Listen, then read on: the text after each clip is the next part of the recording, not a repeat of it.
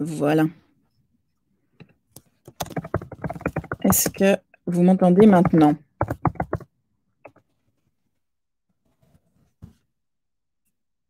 Ah, super. Bon, voilà, on va y arriver. Voilà, je pense que c'est un peu le retour après l'été sans webinar, où il faut que je reprenne la plateforme en main. Donc, bonjour à toutes et merci beaucoup d'être avec nous aujourd'hui. Alors, du coup, je vais quand même être un peu audacieuse et je vais quand même tester de me mettre sur mes écouteurs. Voilà. Est-ce que vous m'entendez toujours?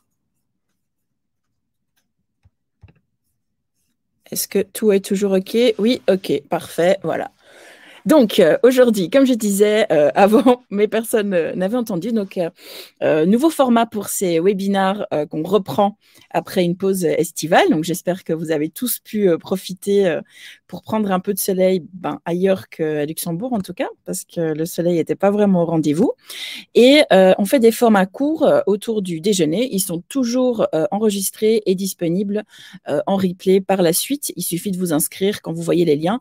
Donc, on va essayer ce format-là et cet horaire-ci. N'hésitez pas à nous donner votre feedback sur finalement ce format. Est-ce que vous le préférez à celui du soir? Est-ce que c'est plus compliqué? Voilà, comme ça, on peut s'adapter. Donc, thématique d'aujourd'hui, un peu différente. Donc, on est avant ce qui nous intéresse d'habitude, qui est l'investissement, comment construire ses portefeuilles, quelle thématique choisir, qu'est-ce que ça veut dire, etc. Et on va parler budget. On s'est dit que vu que c'était la rentrée, c'était un bon moment pour faire le point et anticiper, gérer son cash correctement, ce qui par la suite vous permet d'atteindre vos objectifs et de commencer à investir pour celles qui ne l'ont pas encore fait. Donc à tout moment, n'hésitez pas à poser vos questions. Ce que je vous propose, je fais 10 minutes de récap sur un peu les 10 conseils que j'ai à vous donner. N'hésitez pas néanmoins à m'interrompre dans les questions. Et puis après, je vous passe la parole et on peut échanger sur quelles sont les astuces, les trucs, les outils que moi j'utilise si jamais vous avez des questions.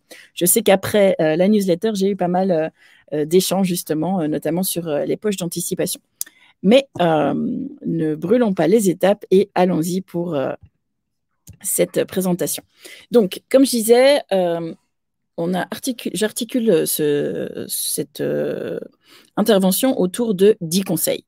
Le premier, c'est avoir la transparence sur la situation actuelle. Pour avoir un budget qui fonctionne, il faut déjà comprendre où on en est aujourd'hui en termes de revenus, de dépenses. Donc, le mieux, évidemment, c'est de créer la transparence et d'avoir un peu un historique de ce qui s'est passé sur vos revenus, vos dépenses les derniers mois. On y revient dans une minute. On va parler zero-based budget. Donc, quelles sont les différentes manières de se créer un budget et en particulier la zero-based, qu'en tout cas, moi, j'aime beaucoup et que j'utilise. On va parler poche d'anticipation. On va comprendre pourquoi c'est important de se payer d'abord et qu'est-ce que ça veut dire que se payer d'abord. La règle du 50-30-20 pour vous donner des directions et des conseils pour celles qui ne savent pas exactement comment construire ses poches, combien mettre sur quelle poche. On va parler fonds d'urgence pour celles qui ont l'habitude d'assister au webinaire. Vous savez qu'on parle souvent de ce fonds d'urgence qui est vraiment important. Éviter les découverts. Automatiser un maximum, avoir des objectifs et puis finalement investir. On clôturera par ça, alors qu'en général, c'est par là qu'on commence. Je parlais de faire le point. D'ailleurs, dites-moi si vous voyez correctement les diapos, parce que moi, je vois qu'ici, ils sont coupés, mais c'est peut-être parce que j'ai mon menu. En gros, il y a, on va vraiment parler revenus et dépenses quand on parle d'un budget. Donc, c'est plutôt tout ce qui est flux par opposition à tout ce qui est stock, actifs, passifs, qui, eux, si vous voyez les actifs d'une personne physique comme vous et moi, donc d'un particulier, ce sera vos investissements, votre maison, vos avoirs en banque, etc. Et vos passifs, ce seront vos dettes. Là, on fait vraiment le point quand on parle d'un budget, des conséquences de ça, donc c'est-à-dire Sur la partie passif, eh bien, des intérêts que vous devrez payer, des dettes que vous devriez rembourser. Et sur la partie actif, les revenus qui génèrent. Alors, ça peut être soit le travail qui génère vos revenus, mais ça peut aussi être des revenus de vos actions, des revenus immobiliers de vos appartements ou de vos maisons que vous avez mis en location, etc. Donc, la première chose à faire, c'est déjà simplement de créer la transparence si vous ne l'avez pas encore. Pour ça, il y a plein de manières différentes. Dans la partie automatisation, je pourrais vous donner quelques outils que moi j'utilise, mais pour celles qui sont très low-tech, papier-crayon, ben, ça peut être simplement faire son budget faire le point sur une feuille de papier en récoltant les différentes pièces, entre guillemets, justificatives.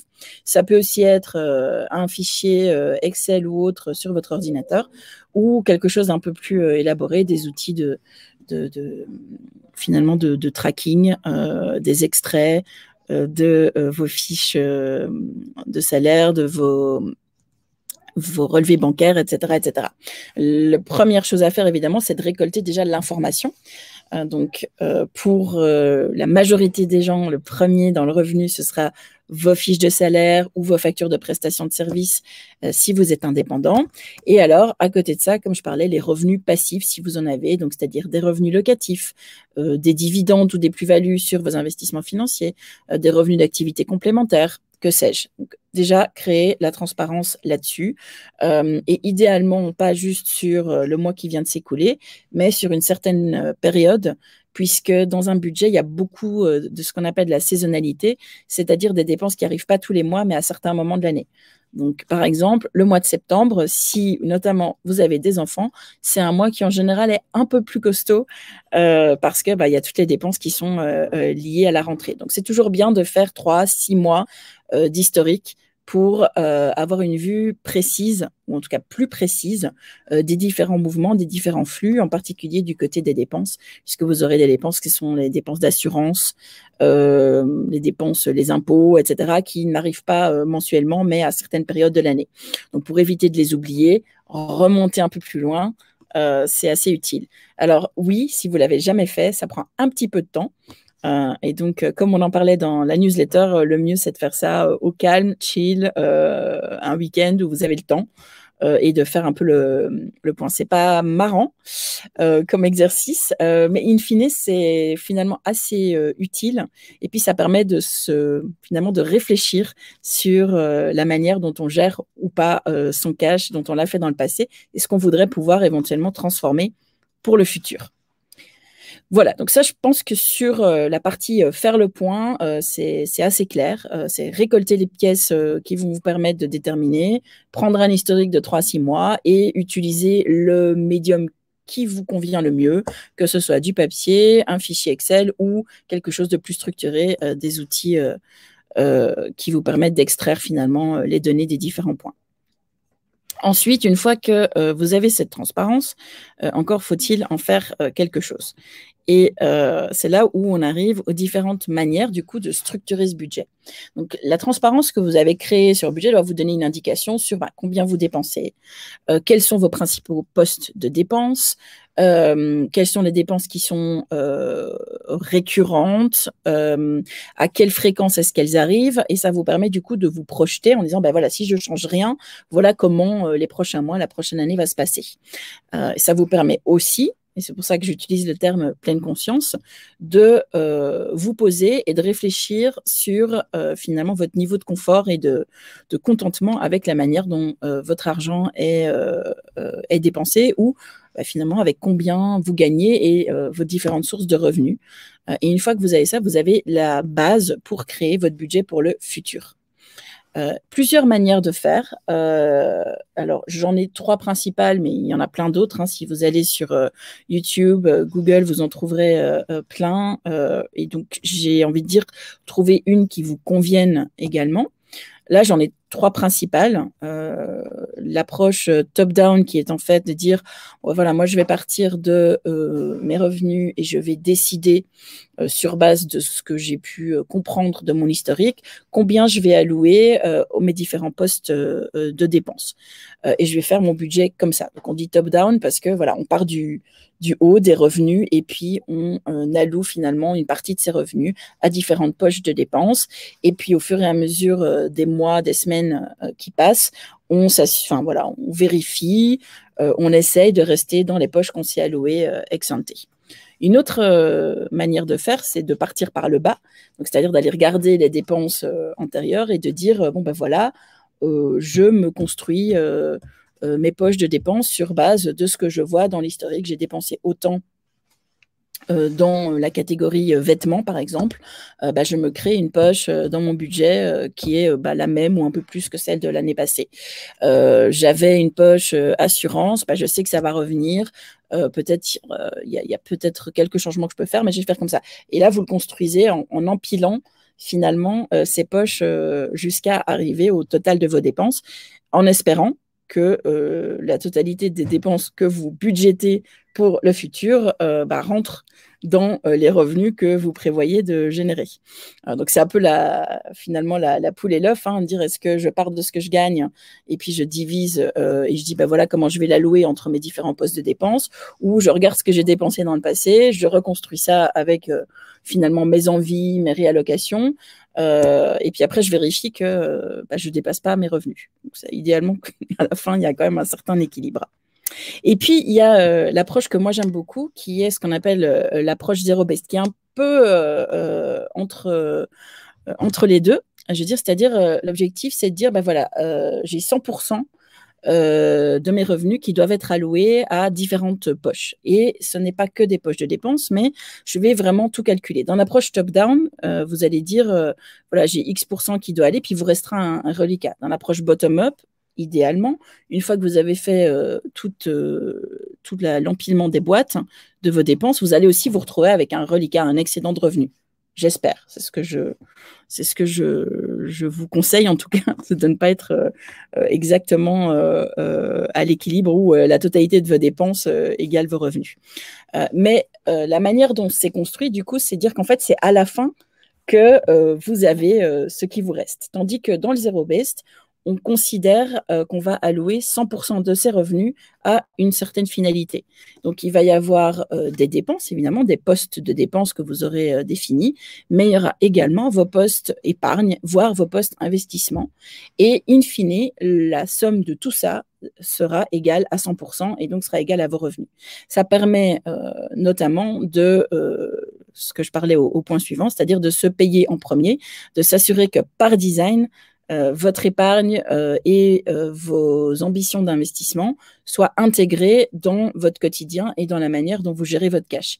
Que ce ne soit pas finalement on va dire un par dépit, c'est-à-dire, enfin pas par dépit, mais à la fin, dire voilà, ce qui me reste, je le mets sur mon compte épargne, ou ce qui me reste, je vais l'investir. C'est dans l'autre sens, c'est dire dès le départ, j'ai prévu que 10%, 20% de mes revenus allaient être alloués à cette poche. Cette poche, c'est une poche d'épargne ou c'est une poche d'investissement. Mes dépenses sont prévues par ailleurs et donc chaque mois, automatiquement, en fait, mon épargne et mes investissements sont prévus. Voilà, donc ça, c'est un peu la méthode zero-based de manière très, très, très, on va dire, perspective très, très haut niveau. Si vous avez des questions plus précises sur la manière de l'utiliser, n'hésitez pas. Et il y a énormément de littérature qui existe sur le zero-based. Donc, si vous commencez à vous passionner pour la création de budget, je vous jure qu'on peut se prendre au jeu une fois qu'on commence. N'hésitez pas, il y a plein de choses qui sont disponibles gratuitement. Il y a des modèles qui existent aussi où vous n'avez qu'à remplir votre propre situation et c'est déjà structuré pour vous. Il y a des bouquins qui existent, il y a des tutos. Franchement, ça doit être normalement assez facile de vous le faire une fois que vous avez votre matériel de départ qui sont vos données sources, vos données historiques. Une fois que vous avez déterminé en fait vos gros blancs budgétaires, la manière dont vous voulez le construire, ce que moi, je vous conseille vraiment, c'est de construire ces poches d'anticipation. Donc, comme on parlait, de mettre de l'épargne, mettre d'investissement, mais aussi anticiper finalement certaines dépenses qui sont soit one-off, c'est-à-dire que vous savez qu'elles vont arriver une fois mais c'est une dépense qui est potentiellement substantielle, ou des dépenses qui sont récurrentes mais pas mensuelles. C'est-à-dire par exemple votre assurance qui arrive tous les 6 mois ou vos impôts qui arrivent tous les ans, que sais-je. Et en fait, plutôt que de considérer ça le mois où il vient et de se dire, bon ben voilà, comme j'ai mon reliquat que j'ai accumulé à un certain endroit, j'irai piocher à ce moment-là, c'est de mensualiser également ce type de dépenses et de provisionner finalement dans ces différentes poches. On verra comment on peut faire. Il existe finalement des applications qui vous permettent même d'automatiser ça très facilement. Donc, par exemple, de dire, bon, ben voilà, chaque année, j'ai 1 500 € d'assurance à payer. Au lieu de sortir 1 500 € en mois de septembre quand ça sort, en fait, chaque mois, une partie de mon salaire, hop, automatiquement dans la poche assurance. Et le mois où je dois la payer, en fait, ça ne me fait jamais qu'un effort mensuel équivalent aux autres, juste que le cash va sortir au moment pour payer la facture. Mais je n'aurais pas eu à faire l'effort 100% sur ce mois-là et sur mes revenus de ce mois-là. Donc ça, c'est vrai pour les dépenses qui ne sont pas mensuelles, toutes les mensualisées. C'est vrai pour vos efforts d'épargne. C'est vrai pour vos dépenses à plus long terme. Par exemple, si vous prévoyez des travaux à 18 mois, si vous prévoyez d'achat d'une voiture, tous ces dépenses en fait que vous direz on verra au moment où, en fait vous pouvez déjà les planifier et mensualiser l'apport que vous pourrez mettre. Après, tout est une histoire de priorisation évidemment, c'est dire voilà, je commence par les poches qui ont l'échéance la plus courte et donc mes objectifs en fait ce qui couvre pas mes dépenses purement mensuelles, je vais le mettre dans la première poche qui est la plus courte et ainsi de suite jusqu'à ce que j'arrive à la dernière poche de dépenses et ensuite éventuellement mes poches d'épargne plus long terme. Est-ce que c'est clair? Est-ce que tout le monde suit? Est-ce qu'il y a des questions? Non? Personne? Pas avoir peur, hein. Il reste 10 minutes. Donc, s'il y a des choses sur lesquelles vous voulez qu'on se concentre, c'est avec grand plaisir. En attendant, je continue. Donc, dans ces poches d'anticipation, une poche qui est très importante, c'est la poche pour votre futur vous. C'est-à-dire qu'idéalement, quand on a cette approche zero-based, on prend dès le départ, par design, une poche qui est une poche d'épargne. Et cette épargne, elle peut servir, alors soit vous la mettez dans une seule poche, soit en fait vous l'itémisez comme je viens de l'expliquer pour les poches d'anticipation, en disant cette épargne, je sais à quoi elle va me servir à 6 mois, à 12 mois, à 3 ans. Donc au lieu de le mettre dans un seul poche, je vais directement l'allouer à différentes poches d'épargne. Ça, c'est vraiment à vous de voir et vraiment de réfléchir pas uniquement à une épargne pour des dépenses qui sont différées, donc les vacances de dans 6 mois ou la voiture dans 1 an ou les travaux pour la maison, etc., mais aussi à plus long terme, qui est notamment la retraite, les enfants, que sais-je, tous ces objectifs qui ont des conséquences financières un peu plus importantes et qui sont à plus long terme, c'est-à-dire à plus de 3 à 5 ans.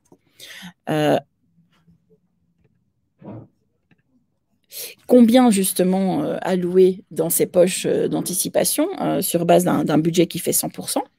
Alors, ça dépend vraiment de chaque situation de vie. Donc, je ne vais pas vous dire, et mon objectif n'est pas du tout de vous faire culpabiliser, stresser ou quoi que ce soit si vous n'y êtes pas aujourd'hui. C'est plus une feuille de route pour vous aider pour celles qui sont complètement dans le flou, qui disent « Ok, très bien, mais comment est-ce que je structure finalement ce zero-based en différentes poches de dépenses ?» Et là, il y a une règle assez simple à suivre, c'est la règle du 50-30-20, qui est de dire que idéalement, dans un budget équilibré sur le moyen terme, il y a 50% de vos revenus, et pas plus, qui vont à ce qu'on appelle des dépenses essentielles. Les dépenses essentielles, c'est se nourrir, se loger, se soigner. Voilà, vous avez compris le principe, c'est par opposition aux dépenses plaisir qui sont plus des hobbies.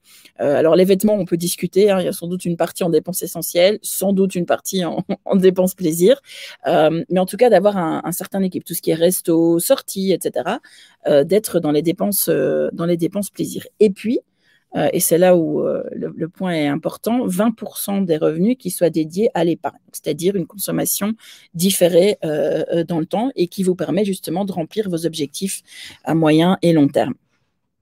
Donc ça, c'est une règle qui vous donne une feuille de route. Après, à vous l'approprier. Il est évident que, par exemple, en fonction de l'endroit où vous vivez et du coup du poids du loyer ou du remboursement de l'emprunt sur les frais du ménage, ça peut être plus ou moins facile d'arriver à ces 20% d'épargne. Ensuite, ces 20% d'épargne, comment les allouer? Donc, je vous ai dit, vous pouvez soit les garder dans un seul pot, soit en faire différentes poches d'anticipation. Sauf une exception, c'est votre fonds d'urgence. Le fonds d'urgence, c'est un peu ce matelas ou ce coussin de protection qu'on recommande à tous d'avoir avant de faire quoi que ce soit d'autre. Donc, c'est-à-dire avant de se dire, bah voilà, ça c'est mon fonds vacances, ça c'est mon fonds voiture, ça c'est mon fonds je monte ma boîte, etc. C'est d'avoir un certain coussin en cas de pépin, d'accident de la vie. Et quand je parle d'accident de la vie, c'est vraiment des choses qui idéalement n'arrivent jamais, mais que si elles arrivent, ont un impact potentiel significatif sur votre capacité à continuer à générer des revenus. Donc, en gros, c'est une manière de s'acheter une certaine tranquillité pendant, alors là on dit 6 à 12 mois, ça va dépendre de votre aversion au risque, donc si vous voulez vraiment être serein et que vous avez besoin de sécurité, ou si vous êtes plus flexible et que vous dites, bon, de toute manière je retomberai sur mes pattes en les 6 mois, donc j'ai pas besoin de plus. C'est vraiment, quand j'ai un fonds d'urgence, c'est un fonds qu'idéalement, vous touchez, j'ai envie de dire, jamais. C'est pour ça qu'il ne doit pas être trop important, parce que c'est de l'argent qui dort et qui ne travaille pas pour vous, mais qui doit aussi être utilisé pour ce à quoi il sert, c'est-à-dire si vous perdez votre boulot, si vous avez un grave accident qui vous empêche de travailler, si vous avez une source de revenus qui se tarit de manière inopinée, etc., etc. Voilà. Et donc ça, idéalement, c'est une poche qui doit être différente des autres poches, et aussi en fonction de votre personnalité et de votre finalement capacité à ne pas y toucher, peut-être quelque chose de mettre à un endroit qui soit moins accessible. Donc ça dépend un peu de comment vous construisez, si vous avez plusieurs comptes ou si vous utilisez une application qui vous permet de faire plusieurs poches, mais c'est vraiment celui qu'il faut finalement approvisionner le plus vite, clôturer, donc c'est-à-dire voilà, 6 mois de dépenses, c'est bon, c'est fait, et puis presque oublier qu'il est là jusqu'au jour où on en a besoin. C'est une fois que vous avez fait ça que vous pouvez passer à la suite sur la partie épargne. Alors, je dis ça en prenant évidemment en compte que vos revenus sont au moins équivalents à vos dépenses, idéalement supérieurs, comme on dit, de 10 à 20%. Si ce n'est pas le cas, alors effectivement, ce fonds d'urgence et a fortiori ces poches d'épargne sont plus compliquées. Alors, certaines personnes vivent avec un découvert, une sorte de fonds de roulement d'un côté, tout en ayant de l'épargne. Donc, de nouveau, je ne suis pas là pour ni vous faire la morale, ni vous complexer ou vous culpabiliser. Je dis juste que voilà, les découverts, idéalement, c'est vraiment quelque chose qu'on utilise de manière ponctuelle quand il y a un problème de trésorerie. Donc, c'est-à-dire, par exemple, quand vous avez des investissements qui sont peut-être moins liquides, que vous n'avez pas envie de revendre et que vous avez une dépense essentielle imprévue qui arrive et vous dites, OK, bon, alors voilà, je fais un découvert, un crédit conso ou même simplement un découvert bancaire pour bridger entre ce mois-ci et le mois prochain ou 2-3 mois. Si vous commencez à financer des biens de première nécessité ou des biens plaisirs avec un découvert, là, c'est vraiment le signe que votre équilibre budgétaire est compromis et il faut se poser des questions plus fondamentales sur soit revoir ses dépenses, soit revoir sa génération de revenus, créer des streams de revenus complémentaires, changer de boulot, enfin voilà. Mais en tout cas, c'est vraiment si vous commencez à avoir besoin de découvertes pour financer votre train de vie quotidien, ça c'est un gros signe, on va dire une grosse marque rouge, comme quoi vous devez revoir la manière dont soit vous dépensez, soit les revenus que vous générez. Et par ailleurs, quand on parle de découvert, faites très attention aux frais aux taux d'intérêt, etc., qui peuvent vite devenir prohibitifs. Voilà, donc ça, c'est la petite parenthèse sur la dette, les découvertes. La seule dette qui vraiment est finalement saine parce que gérée et on dit collatéralisée, ça veut dire qu'il y a toujours un bien qui est en relation de cette dette, qui a une valeur et que cette valeur est relativement stable dans le temps et que donc le jour où vous devrez la rembourser, si vous avez un problème, eh bien le bien viendra rembourser la dette. Alors, ok, vous n'aurez plus ce bien, mais au moins après, votre dette sera soldée. C'est le prêt hypothécaire. Voilà. Et même là, on peut avoir une longue discussion sur quel est le pourcentage de la valeur du bien qu'il est, entre guillemets, sain d'emprunter. Mais ça fait l'objet d'un autre webinaire et d'une autre discussion. On a parlé budget quotidien, comment construire ses dépenses, etc. Je vois qu'Émilie, tu avais une question, 6 mois de dépenses, juste dépenses essentielles. Alors, en fait, c'est vraiment à toi de décider. Donc, j'ai envie de dire oui. Si tu te dis, voilà, si le jour où je dois l'utiliser, je suis dans une situation où je me dis, ok, c'est pas grave, je fais l'impasse sur l'accessoire et je sais que c'est en mode survie, en mode on fait attention parce que c'est une situation exceptionnelle. Voilà. Maintenant, tu peux aussi décider que tu veux mettre 6 mois de dépenses complètes parce que tu te dis, bon, voilà, en fait, la probabilité que ça arrive, elle est peut-être pas si faible que ça. Par exemple, alors là, il va y avoir débat, est-ce que tu en fais un fonds d'urgence ou pas? Admettons que tu dis, voilà, peut-être qu'un jour, j'aurais envie de faire un changement de carrière.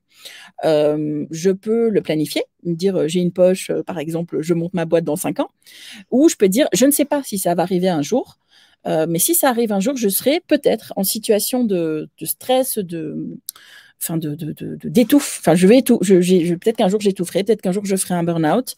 Et à ce moment-là, je veux pouvoir me dire, ok, c'est pas grave, j'ai ce fonds d'urgence et je peux me permettre en fait on appelle ça d'ailleurs en anglais parfois un fuck-off fund, de dire à mon employeur actuel avec qui je ne peux plus que je pars et de ne pas être entre guillemets, prisonnière de cette obligation de continuer à générer ses revenus. Mais je n'ai pas envie non plus de me priver pendant les 6 mois où je vais me réorienter et donc je fais un fonds d'urgence plus grand. Ça, c'est un petit peu le trade-off que tu dois faire. Il faut vraiment en fait réfléchir pour toi, de te dire si cette situation arrive, et j'espère qu'elle n'arrivera pas, dans quelles conditions est-ce que je me sentirai sans stress supplémentaire. Parce qu'en fait, c'est vraiment ça, c'est de te dire, un fonds d'urgence, ce sera dans une situation où probablement, émotionnellement, je ne serai pas à mon top. Et donc, je n'ai pas envie d'avoir une angoisse financière qui vient en plus de tout ce qui pourrait se passer par ailleurs. Et donc, à toi de déterminer à quel niveau tu te dis ce stress ne sera pas là, si j'ai mes dépenses essentielles qui sont couvertes ou si j'ai la totalité de mon train de vie quotidien qui est couverte. Voilà, c'était une longue réponse. J'espère que ça a pu t'aider.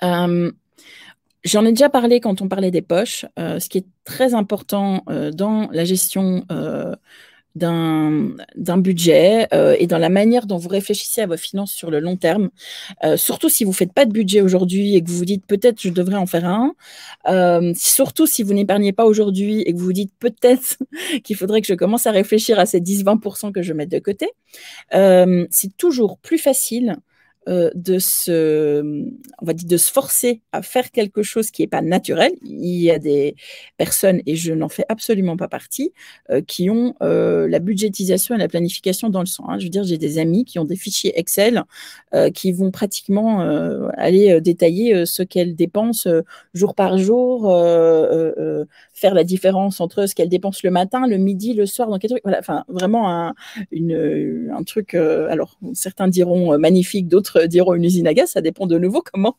vous appréhendez cet exercice. Moi, je dois vous avouer que c'est vraiment quelque chose que j'essaye d'automatiser un maximum, de rendre le plus pragmatique possible et que je fais avec une intention. C'est-à-dire, je le fais parce que ça m'est utile et ça me sert à quelque chose. Je n'ai aucun plaisir, juste pour la beauté de l'art, à suivre les trucs et à me dire « Ah, c'est génial, j'ai une transparence totale ». Mais c'est vraiment une question de personnalité. Donc, par contre, si c'est pas votre kiff, justement, avoir un objectif et une intention, comme je veux dire, rend les choses beaucoup plus faciles. Parce qu'en fait, vous ne le faites pas pour la beauté de l'art ou juste parce qu'on vous dit que c'est important de tenir un budget, ça fait de vous une personne adulte et responsable. Non, c'est parce que, en fait, il y a une certaine complexité dans la gestion de l'argent, ça c'est une réalité. Il y a beaucoup de flux. Quand vous regarderez votre historique sur 6 mois, vous vous rendrez compte finalement du nombre de micro-paiements, de factures, etc., qui finalement viennent dans un ménage au quotidien. Et donc, avoir tout en tête comme ça, c'est rarement, vous êtes rarement bon juge si vous ne traquez pas un minimum. Il y a énormément de dépenses qui arrivent comme ça de manière régulière, mais pas suffisamment, pas avec une fréquence suffisamment courte pour que vous vous en souveniez au jour le jour, et qui du coup tombent un peu comme une surprise, alors qu'en fait, si vous aviez un minimum budgété suivi, vous sauriez qu'elle va arriver. Et donc moi, ce qui vraiment fonctionne, c'est d'avoir des objectifs. Donc c'est de me dire, voilà, j'ai un objectif qui sont mes poches. J'ai un objectif, par exemple, vacances dans 6 mois et grand voyage, tout simplement, parce que je dis, voilà, chaque 2 années, on part loin, un budget plus conséquent, et puis l'autre, un budget moins conséquent, et j'ai les deux en parallèle. Ça peut être, qu'est-ce que j'ai les études de mes enfants. J'ai l'intendance dans la maison, puisque donc, nous, on est propriétaires, mais vous savez qu'il y a toujours un moment donné, au bout de 10 ans d'existence, votre maison, elle commence à devoir être rénovée, etc. Ça aussi, de nouveau, c'est une autre de mes poches. Et en fait, en ayant des poches comme ça me permet, moi, de visualiser, de me dire combien est-ce que j'ai besoin pour atteindre les objectifs qui me font plaisir, que j'ai envie. Et du coup, ça aide aussi à prioriser finalement des dépenses accessoires en disant, en fait, oui, OK, dans l'absolu, c'est sympa de dépenser son argent à ça ou ça. Mais en fait, quand je regarde mes objectifs qui sont beaucoup plus importants pour moi, non, je préfère allouer les revenus de ce mois-ci à telle ou telle poche plutôt que de faire un resto supplémentaire. Voilà. Ça peut être l'inverse. La seule chose, c'est un outil de pilotage qui vous permet de prendre des décisions en toute connaissance de cause et d'avoir des objectifs précis qui finalement vous procurent du plaisir. On est dans l'épisode Marie Kondo, mais finalement c'est ça. L'argent, c'est qu'un moyen d'atteindre un style de vie qui vous convienne, dans lequel vous vous épanouissez et de faire des choses sympas. Voilà. Un autre conseil que je peux vous donner, en plus des objectifs, si, comme moi, vous n'êtes pas hyper... c'est pas le truc que vous préférez faire au quotidien, c'est automatiser un maximum. Et en fait, même si vous aimez le faire, automatiser un maximum parce que ça évite des erreurs, d'y passer trop de temps, etc. Alors, l'automatisation dans le suivi des comptes, donc ça dépend un petit peu de la complexité de vos comptes. Voilà, moi, j'en ai beaucoup, trop, parce que j'aime bien tester aussi les nouvelles néobanques, etc. Mais donc, je me retrouve avec beaucoup trop de comptes, donc c'est un peu compliqué à suivre. Donc, voilà, moi, je suis en train de rationaliser tout ça. Maintenant, il y a des applis qui vous permettent aussi de consolider les comptes de différentes banques au sein d'un même interface. Donc, je cite, normalement, il y a Bankin, mais il y en a beaucoup d'autres. Et on avait fait un blog, un article dessus. Donc, voilà, je vous invite à aller voir. On avait cité plein d'applis de gestion des finances personnelles, notamment pour consolider les comptes. Voilà.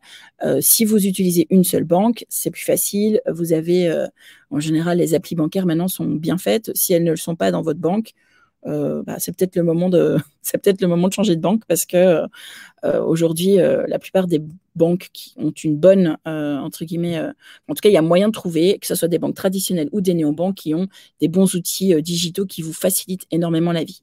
Approvisionnement des poches. Alors, ces poches, de nouveau, ça peut être des comptes. Vous pouvez avoir un compte par objectif.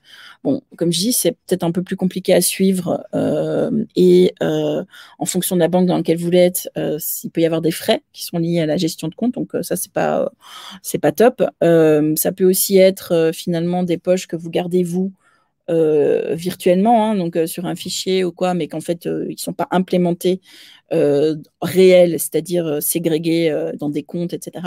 Ou alors, vous pouvez aussi utiliser, moi par exemple, j'utilise Revolut, pas du tout la pub pour Revolut, il se trouve que c'est juste celle qui aujourd'hui me convient le mieux pour tout ce qui est poche, qui s'appelle coffre-fort. Vous pouvez créer autant de coffres-forts que vous voulez. Vous pouvez me le partager. Donc, ce que je fais, moi, avec mon mari qui a aussi un compte Revolut. Et donc, on peut les approvisionner chacun de notre propre compte. Puisqu'on n'a pas de… Enfin, si on a un compte commun pour les dépenses courantes, mais pas de compte commun en épargne. Voilà, c'est un choix. Ça aussi, c'est votre cuisine interne. Mais en tout cas, moi, je la trouve assez pratique.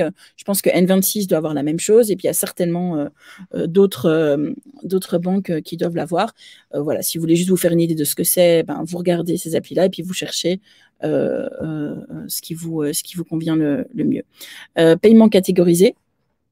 Donc là, de nouveau, vous pouvez automatiser vos paiements et les automatiser depuis la poche au départ de laquelle elle doit partir. Donc, exemple concret, vous avez créé une poche assurance. Si c'est un compte dédié dans lequel que vous approvisionnez tous les mois, vous automatisez vos paiements via des ordres permanents ou des domiciliations de ce compte-là. Comme ça, vous êtes sûr que l'argent est utilisé effectivement pour ce pourquoi vous l'aviez budgété.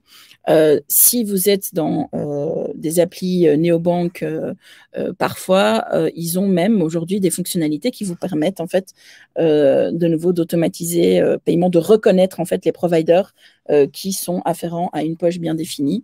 Donc là aussi, de nouveau, vous êtes sûr qu'il est utilisé comme vous avez voulu qu'il soit utilisé. Automatiser l'épargne, alors là c'est très important, hein, on dit se payer soit en premier, c'est dire une fois que vous avez fixé votre objectif d'épargne, à la limite c'est le jour où vos revenus arrivent, il part sur votre poche épargne ou sur les objectifs d'épargne spécifiques que vous vous êtes fixés. Il existe même dans de plus en plus d'applications bancaires ou néobanques maintenant, la capacité de faire de l'épargne de petite monnaie. Donc, c'est-à-dire qu'à chaque fois que vous payez avec un compte, avec une carte, et que c'est à 67,17, eh bien, ça arrondit à l'unité supérieure ou aux 5 € supérieurs, et ça va directement sur la poche que vous avez indiqué dans l'appli. Voilà. Donc, comme vous voyez, moi, j'adore tous ces gadgets. Voilà. C'est peut-être la seule chose qui peut entre guillemets, m'enthousiasmer quand il s'agit de gestion de budget. C'est cette capacité, justement, de pouvoir tout automatiser et de voir que tout se fait tout seul. Et puis que, voilà, n'importe quand dans le mois, quand j'ouvre, je vois que les choses sont structurées comme je m'étais promis de le faire. Et puis, une fois qu'on a son fonds d'urgence, que ces épargnes court terme sont fixées, évidemment, automatiser ces investissements. On a beaucoup parlé dans les webinaires précédents du dollar cost averaging, donc c'est-à-dire de l'importance d'investir régulièrement plutôt que de réfléchir à quand est le meilleur moment d'investir pour rentrer dans le marché finalement un petit peu quand c'est haut, beaucoup quand c'est bas, et donc de lisser les prix des investissements et des actions ou des obligations que vous achetez et puis de vous constituer un capital qui travaille pour vous. Voilà, c'est ce que moi j'avais à partager avec vous aujourd'hui. Je ne sais pas si vous avez d'autres questions, des suggestions, des remarques par rapport à cette thématique du budget ou autre. Si vous en avez, n'hésitez pas à mettre vos questions dans le chat ou dans l'onglet questions ou à nous envoyer un email, gaël@startalers.com. On sera un plaisir de répondre à ces questions. Et moi, pour ma part, je vous retrouve, je pense, la semaine prochaine pour un autre webinar. Entre-temps, je vous encourage aussi, si vous ne l'avez pas encore fait, à aller voir notre dernière newsletter sur capitana.substack.com, je vous le mets dans le chat, qui vous donne plus de détails sur justement cette notion de gestion du budget. Attendez, hop là, voilà. Alors, savez-vous où je peux trouver un bon template de budget Excel? Alors Marie, moi j'en ai un sur Zero Based qui vient de Clever Girl Finance, que je trouve pas mal. Ça dépend vraiment de comment tu veux faire ton budget. Franchement, il y en a plein disponibles gratuitement si tu fais une recherche Google. Et en fait, le bon template, c'est celui que toi, tu t'appropries et où toi, tu trouves qui te sert. Donc, je ne peux pas vraiment dire qu'il y en a un qui est meilleur qu'un autre. C'est plutôt télécharge-en un ou deux.